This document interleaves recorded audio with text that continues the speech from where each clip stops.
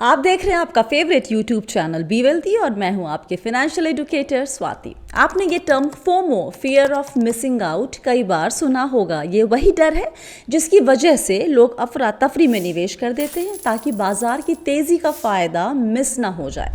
लेकिन ये फोमो की कहानी ना यहीं पर ख़त्म नहीं होती। एक दूसरा पहलू भी है जो आज आपको ये वीडियो देखने के बाद समझ में आएगा।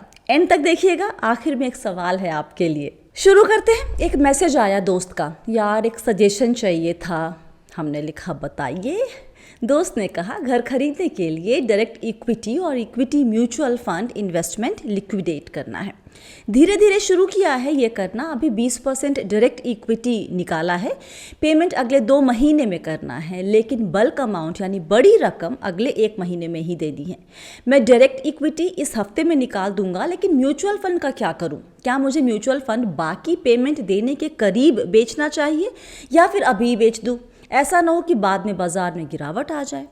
कंफ्यूजन ये है कि अभी बेच दूंगा तो 1 महीने का प्रॉफिट शायद मिस करना पड़े। अगर बाद में बेचूंगा तो शायद करेक्शन आ जाए और बेचने का सही वक्त निकल जाए।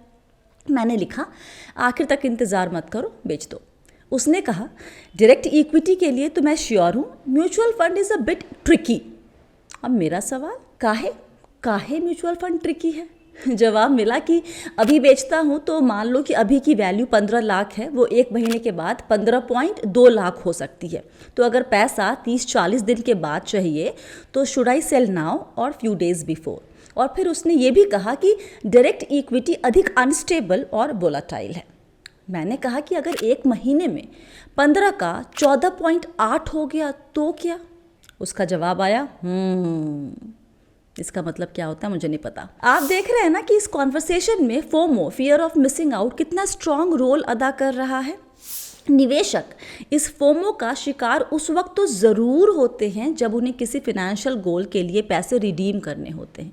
पुराने से पुराने अनुभवी निवेशक का दिल जलता है जब पैसे रिडीम करने के बाद बाजार ऊपर की तरफ जाता है, लेकिन बाजार तो कहीं भी जा सकता है। ऐसी सिचुएशन ने आपको खुद को क्या याद दिलाना है? आपने लक्ष्य के लिए जो रकम तय की थी वो पूरी हो गई है।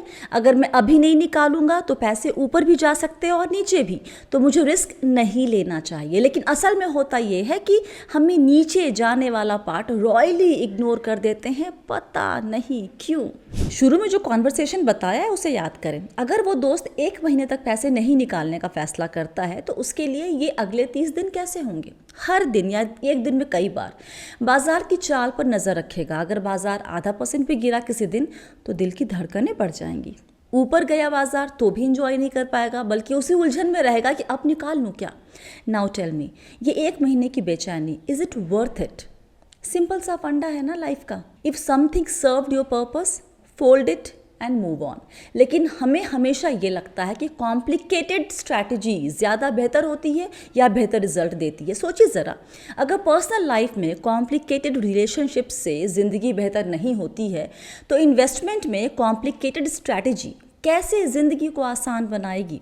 देखिए, गोल के पास पहुंचने पर रिडेम्पशन की स्ट्रैटेजी अलग अलग हो सकती है अलग अलग लोगों की। अगर गोल 1 से 2 साल दूर है तो जितना भी गोल अमाउंट है वो निकाल लें, बाकी को कंटिन्यू कर सकते हैं किसी भी और लक्ष्य के लिए।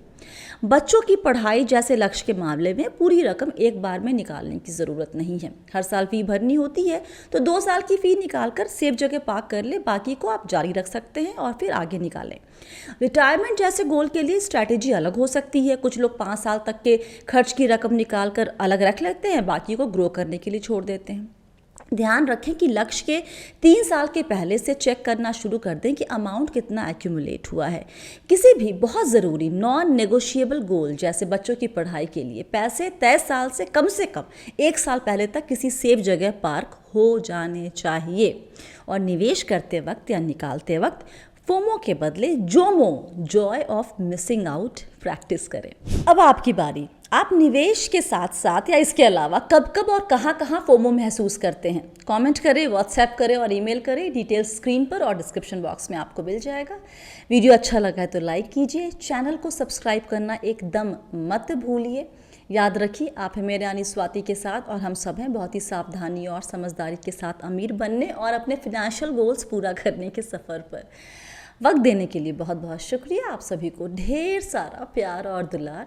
Stay blessed, healthy and be wealthy. और जाने के पहले फिर से कह रहे हैं, चैनल सब्सक्राइब ज़रूर करें।